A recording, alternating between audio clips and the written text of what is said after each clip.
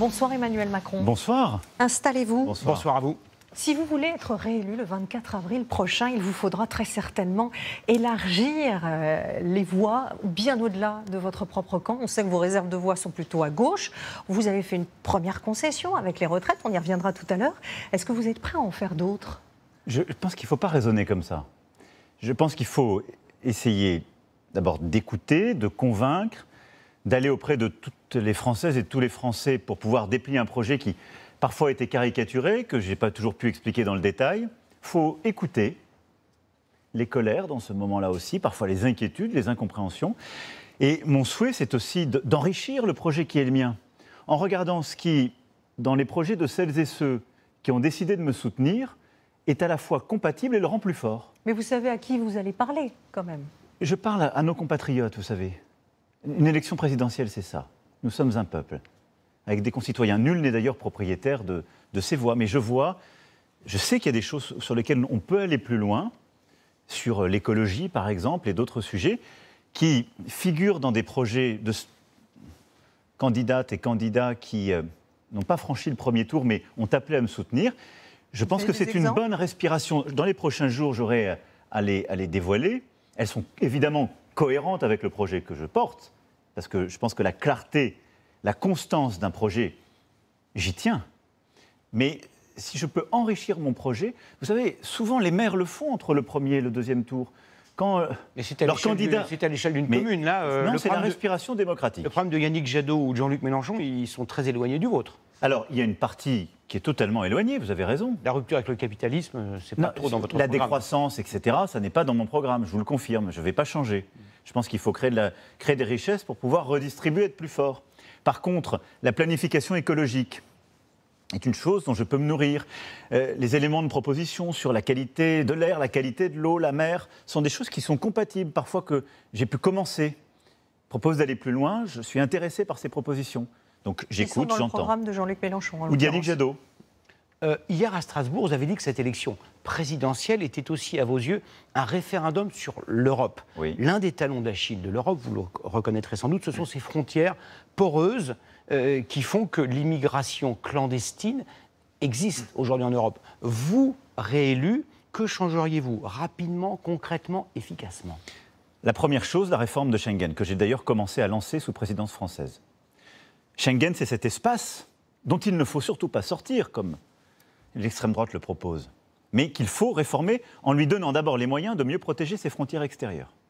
L'immigration qui arrive en France, elle arrive sur le sol européen, par l'Espagne, par l'Italie, par la Grèce ou par notre frontière orientale. L'immigration clandestine, j'entends. Donc il faut mieux protéger nos frontières avec plus de forces communes et des coopérations entre nos gouvernements. La deuxième chose, nous devons accélérer nos procédures. Notre ennemi, c'est la lenteur. Quand des personnes qui sont en situation irrégulière, qui n'auront jamais l'asile chez nous, qui n'auront pas de titre, passent des mois, parfois des années, sur le sol européen, avant d'être considérées comme ne pouvant pas rester chez nous, c'est trop long. Et donc, nous avons commencé les réformes en France, je veux les accélérer, et c'est ce que j'ai proposé aussi dans la réforme de Schengen. Avoir des procédures beaucoup plus rapides. La troisième chose, c'est de les reconduire dans les pays d'origine beaucoup plus rapidement. Et ça, on peut le faire qu'en européen.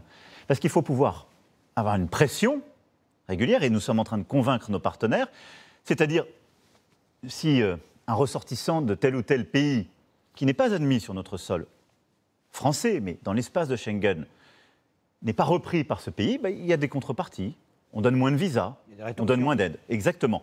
Et en européen, nous avons cette crédibilité pour le faire. Mieux protéger nos frontières, avoir des règles communes pour instruire plus vite les dossiers et reconduire plus efficacement vers le pays d'origine celles et ceux à qui on ne donne pas l'asile ou pas de titre de séjour régulier. Si vous êtes réélu, est-ce que vous allez changer votre Premier ministre et avec qui vous gouvernerez ? Certains à droite vous appellent déjà un gouvernement d'union républicaine. Est-ce que vous allez ouvrir votre gouvernement, votre futur gouvernement ? Vous m'avez vu fonctionner durant ces 5 dernières années. Je suis le seul président de la Ve République qui a choisi et nommé 2 premiers ministres qui n'étaient pas à mes côtés dans le combat d'il y a 5 ans. C'est inédit. Alors que j'avais une majorité à l'Assemblée. Donc, j'ai toujours fonctionné avec ce même esprit d'ouverture, de rassemblement, de dépassement. Ma volonté, c'est d'associer tous les talents qui ont la volonté d'agir. j'ai un projet, je suis en train de l'expliquer aux Françaises et aux Français. Je suis prêt à le compléter, comme je l'ai dit, pour aller plus loin sur certains sujets. Changer la vie encore plus radicalement pour nos compatriotes. Eh bien, toutes celles et ceux qui y adhèrent, qui sont prêts à agir à mes côtés, je les associerai. Au sein du gouvernement, dans les forces politiques qui ont vocation à agir à mes côtés, mais aussi dans les relais et la nouvelle manière de faire. Parce que c'est avec vous que je veux aussi porter, c'est une nouvelle manière de concevoir les choses. La réforme de l'école, comme la réforme de la santé, qui sont à mes yeux les deux principales réformes des années à venir. Je veux aussi les faire d'une toute autre manière, c'est-à-dire le faire avec les maires, qui jouent un rôle essentiel, tant sur la santé que sur l'école, les médecins, les paramédicaux, les associations de patients, pour ce qui est de la santé, mais aussi les professeurs, l'ensemble de nos enseignants, les directeurs et directrices d'écoles, de collèges et de lycées, et les parents d'élèves. Associer au niveau national les forces politiques et les talents qui sont prêts à adhérer au projet que je porte, sans exclusive, mais par sincérité et pour agir, et associer localement toutes celles et ceux qui sont prêts à agir pour faire. Revenons maintenant au sujet épineux, Anne-Claire en parlait il y a un instant, des retraites. Votre programme, c'était 65 ans. Avant-hier, vous avez dit que finalement, vous accepteriez, vous concéderiez 64 ans. Si vous êtes réélu, qu'il y a des manifestations, des grèves, vous allez en rabattre encore, dire c'est 63 ans et demi, 63, 62 ans un quart. Est-ce qu'il y a une limite? Est-ce qu'il y a une logique? Alors, sur le sujet des retraites, je vais peut-être dire pourquoi on le fait et où on va. Parce qu'il faut que les Françaises et les Français aient aussi la vérité. Moi, je veux qu'on puisse continuer à financer du progrès social. On parlait de l'école, on parlait de la santé, on parle aussi du grand âge et de l'autonomie. Je veux que nos retraités vivent mieux. Ça fait partie de ces progrès. Donc il y a deux choses très importantes que je veux faire. La première, dès cet été, par une loi exceptionnelle pour le pouvoir d'achat, je veux qu'on puisse augmenter les retraites de 4%. Pourquoi ? Parce qu'on ne peut pas leur dire d'attendre en janvier prochain compte tenu d'une inflation qui est de 4% dans notre pays. Vous indexez sur l'inflation ou vous augmentez Non, au-delà ?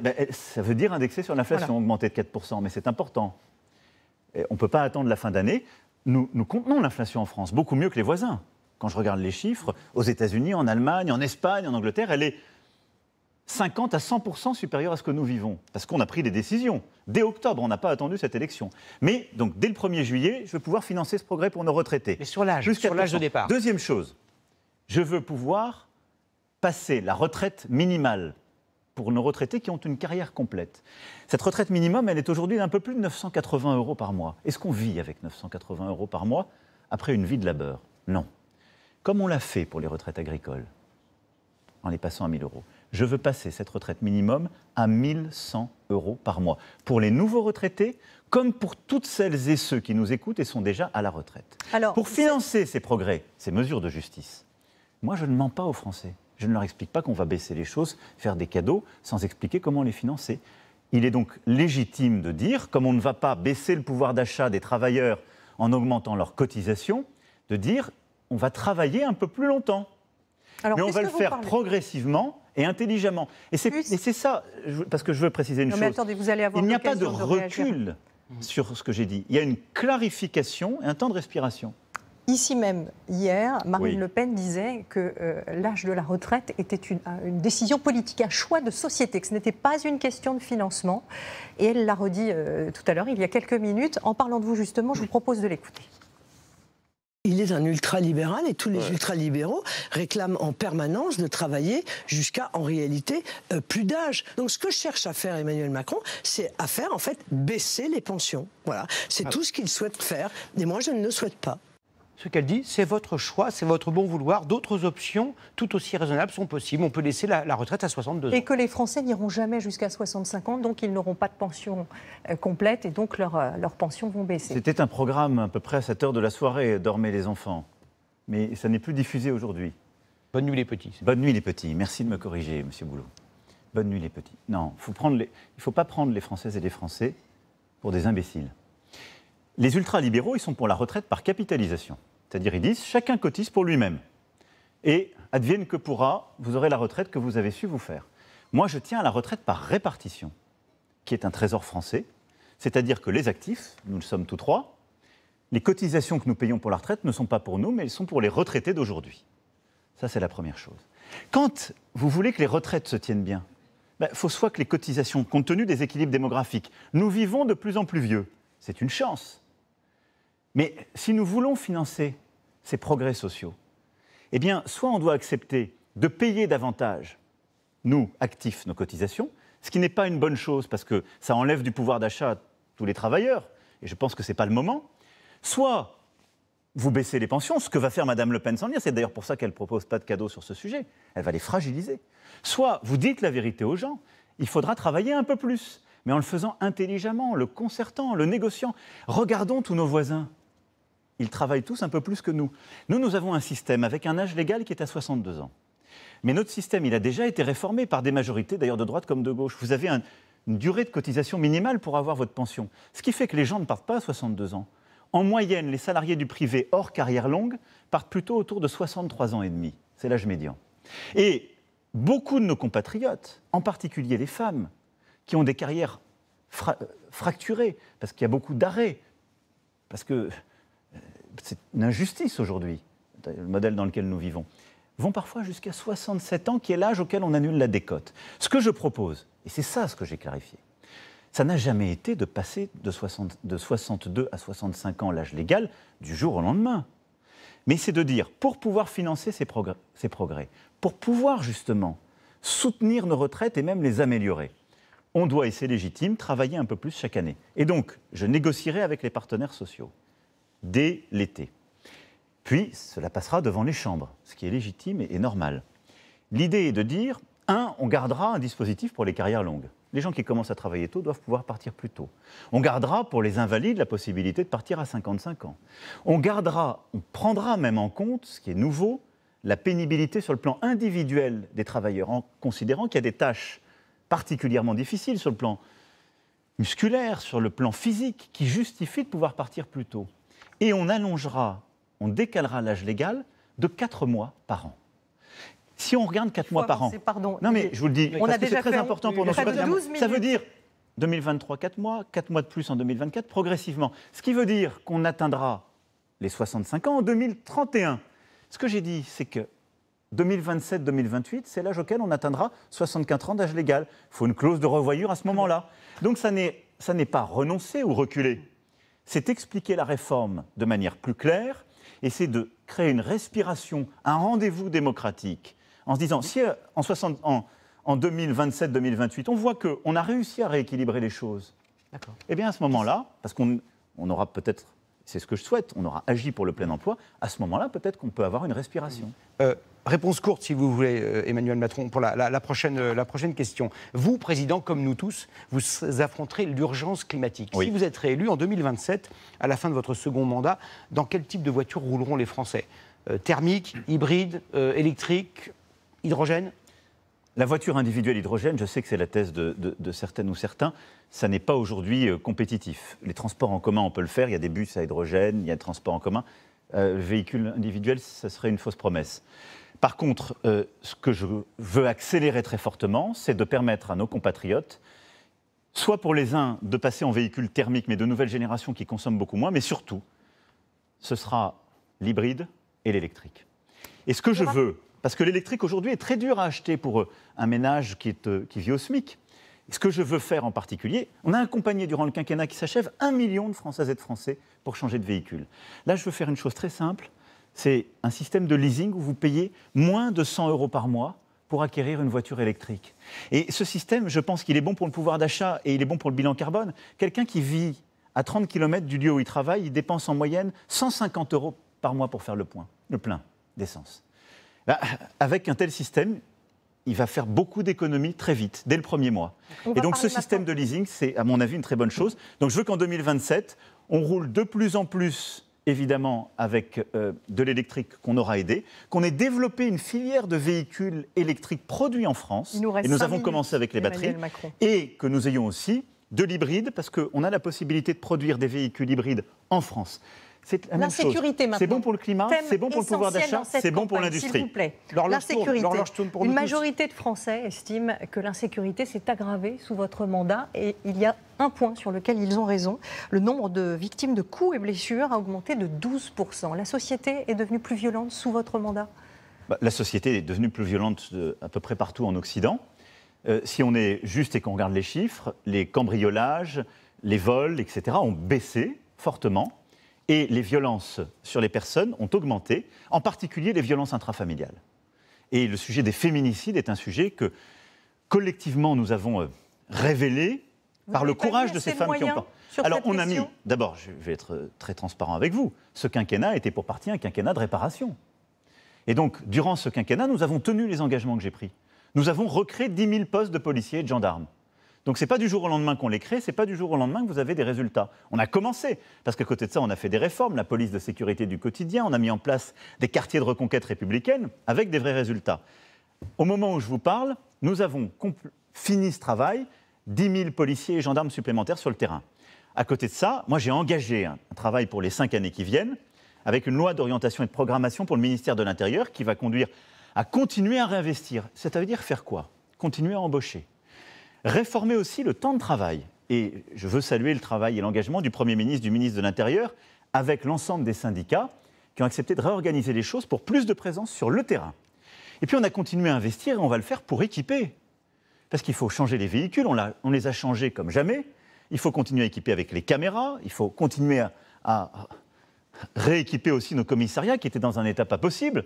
Donc tout ça, c'est ce qui va nous permettre d'être plus efficaces. Dans les 5 ans qui viennent, l'objectif est de déployer encore plus de temps disponible sur le terrain par ces réformes, parce qu'on aura numérisé les procédures, on aura simplifié, on aura débarrassé des paperasses le temps de travail justement de nos policiers, de nos gendarmes. C'est ce qui va nous permettre d'avoir des forces de sécurité renforcées dans les transports, là où il y a beaucoup d'agressions sur les personnes, d'avoir des forces de sécurité mieux formées et déployées contre les violences intrafamiliales, et en particulier pour lutter encore plus contre les féminicides. C'est ce qui va nous permettre de créer, j'étais hier à Châtenois, en Alsace, j'ai annoncé, si les Françaises et les Français me font confiance, la création d'une brigade de gendarmerie. On va recréer dans le monde rural 200 brigades de gendarmerie. C'est inédit. Vous ne pouviez pas le faire avant? On ne pouvait pas le faire avant parce qu'on n'avait pas formé les policiers et les gendarmes. Et surtout, maintenant, j'ai une loi de programmation qui va me permettre de le faire. Vous ne le faites pas du jour au lendemain. Ça se forme un policier, un gendarme. Ça se programme un investissement comme celui-ci. Et si on veut être cohérent, parce que souvent on oublie ça, c'est qu'en même temps, on doit mettre plus de moyens sur la justice. Ces 2 dernières années, on a augmenté de 30% le budget de la justice. Justement, vous parlez de budget. Eh bien, dans les 5 années qui viennent, ce que je veux faire, c'est embaucher 8500 magistrats et personnel de justice pour pouvoir juger plus rapidement. Impunité zéro, c'est ça ce à quoi on doit arriver. Il nous reste 2 minutes. Vous parliez d'argent, de gros sous, de budget. Votre programme coûterait 50 milliards. Pour le financer, par an, il y a 3 manières. Vous augmentez les impôts, vous baissez la dépense publique, ou vous empruntez et vous endettez nous-mêmes et nos enfants. Laquelle de ces 3 solutions choisissez-vous? Merci d'être très clair. L'économie et les économies. 1, je continuerai de baisser les impôts dans le quinquennat qui vient. Dans les 50 milliards que vous évoquez, il y a 15 milliards de baisse d'impôts. Et quand je vous le dis les yeux dans les yeux et que je parle à nos compatriotes en leur disant « Regardez ce que je viens de faire pendant 5 ans. J'avais pris l'engagement de baisser les impôts, je l'ai fait, j'ai même été au-delà de mes engagements, malgré les crises, malgré les difficultés. Les impôts baisseront. » La deuxième chose, la dette, il est hors de question de la monter. Je veux que dans le quinquennat qui vient, nous commencions à la rembourser. Et donc il n'y a qu'une seule façon de faire. Aller plus fort sur l'économie, nous avons montré ce que nous savions faire. Et donc nous continuerons. C'est pourquoi l'objectif de plein emploi, qui est possible pour la première fois depuis 40 ans dans notre pays, parce que nous avons fait les réformes et que je veux les continuer. Réussir à baisser le chômage de la même manière que nous l'avons fait dans les 5 ans est quelque chose qui rapporte l'équivalent de 35 milliards d'euros. Réduire le train de vie de l'État, non. Premièrement. Deuxièmement, la réforme des retraites, comme je vous l'ai dit avec transparence, rapporte de l'argent, 9 milliards en année terminale, en faisant progressivement ce que j'ai dit et en finançant les progrès. La troisième chose, faire des économies sur l'État, en faisant quoi? En continuant à numériser, à simplifier et à enlever de la bureaucratie. Et à cet égard, nous pouvons faire, on l'a fait avec le prélèvement à la source, on le fera avec la solidarité à la source, la numérisation. L'État doit être simplifié, c'est aussi un levier d'économie massive. Merci beaucoup d'avoir accepté notre invitation, Emmanuel Macron. Merci à vous de nous avoir suivis. Merci à vous d'avoir accepté ce format. Tout de suite, Grey's Anatomy. Excellente soirée à tous. À demain, bien sûr.